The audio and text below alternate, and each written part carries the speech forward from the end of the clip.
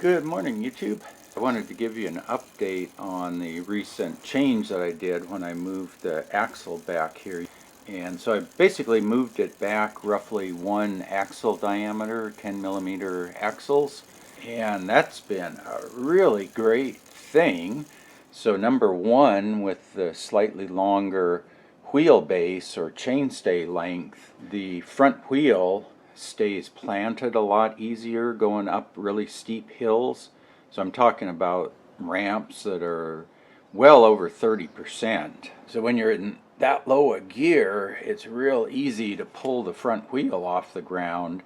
Now it still will come up, but you don't have to get as far forward and be in quite as uncomfortable a position. But there's something else that actually was a really unexpected benefit of that. This is a 9-speed mountain bike rear derailleur. It's only rated for 34 tooth and I'm running 45 teeth, so I've added this wolf tooth road link adapter here, which lowers the attachment point down here to get you a little more room. And I've got the B tension screw here turned in about as far as it can go. So the biggest advantage that I've found with moving the axle back here, you can see here's the center line of the axle, here's the center line of that jockey pulley on the rear derailleur, and you can see now there's a gap here, and what that's given me is clearance between the cog and the jockey pulley. So in effect, moving the axle back is like adjusting the B tension screw, but I can't adjust the B tension screw anymore.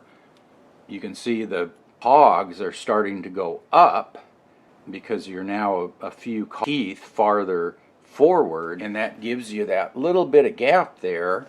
And I haven't had any chain skipping at all now that I've done that. Before, on really steep grades, when you were really pedaling hard on this low gear, it would jump. It felt like the rear derailleur was shifting, and I tried adjusting the barrel adjusters up front, and I tried B tension screw and the limit screws. Yeah, so the other thing I did at the same time that I moved the axle back is I finally decided to re-index this rear derailleur. I installed this when I built the bike about 8.5 years ago, and at the time I had a 130 millimeter rear hub and an 1136 Shimano Cassette, and then I had added the longer B tension screw. Over the years I went from the 130 to a 135 rear hub, and then I had to do a little bit of adjustment. I think I changed the high and low limit screws a little bit. That made it work again. And then I went to the 1142 Cassette. Again, had to make a few adjustments, and at that point the shifting was still pretty good, but there was a little bit of skipping here in that lowest gear. It was very unrepeatable. It might only happen once a month. And then when I went to the 1145, the ghost shifting problem got worse to where it was very repeatable, and so I tried adjusting things, barrel adjuster, and then I finally decided, you know, I really need to just go back to ground zero. I'll put a link to Calvin's video from the Park Tool channel.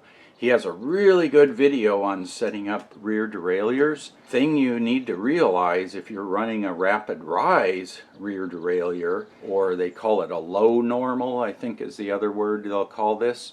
So the spring in here pulls the jockey pulley over to the big cog, and then the cable pulls it over to the small cog. So if you watch Calvin's video, you need to completely reverse all the things when he talks about small cog and big cog and chain rings, and you have to reverse the high and low limit screws. You do the low limit first, you shift all the way to the big cog, small chain ring up front, cable loose, set the low limit screw, and then set up the high limit in the big ring up front, and then you also set up the indexing. And once I went back and did all of that from scratch, as well as moving the axle back, that's completely cured all the shifting issues I have. This thing shifts as good with the 1145 as it did with the 1136. Probably makes sense if you're going to a much bigger cassette to just go back, start from scratch, and re-index everything. I really like this. The top end of this cassette is good on the road, and the bottom end, or the big end, is good off the road. Yes, anyway, really liking this setup with the 1145. I changed out the disc caliper pads and found they were wearing funny. Then I finally got to the right adapter on the disc brake caliper and got that sorted out so I could move the caliper back to get it properly lined up with the rotor. And then doing that allowed me to slide this back, which then allowed me to fix the shifting and also prompted me to re-index the rear derailleur. And now the whole thing just works really well. The rear brakes are just awesome.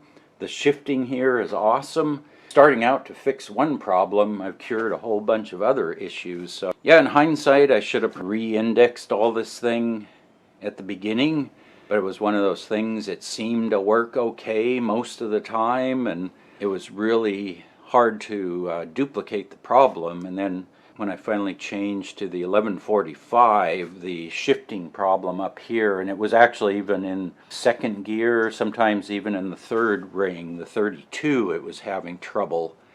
This is like the first bike I've had that has this horizontal dropout, and it has disc brakes, and it has index shifting. So trying to get all of those things working all together is a bit of a challenge, and you just have to learn what you need to do to make that work. You know, now I appreciate that all of this stuff back here is all interrelated.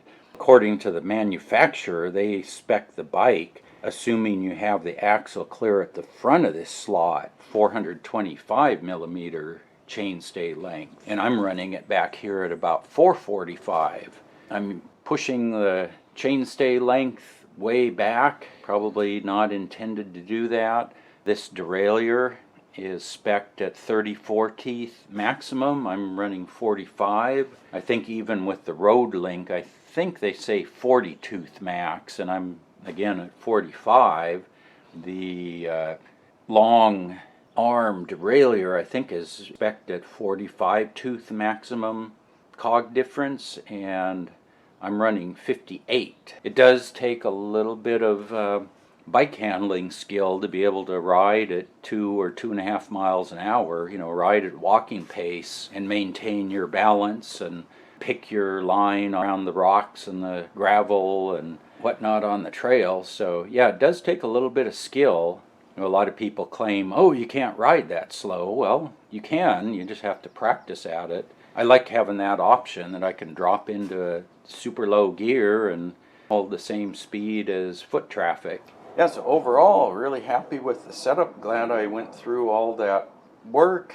I guess I should have done it earlier and avoided all the headaches it caused. I've now fixed all the problems and I think it's working very well. So yeah, if you have any questions about the setup, go ahead and post up in the comment section below, and I'll put some other cycling videos over here on the left side.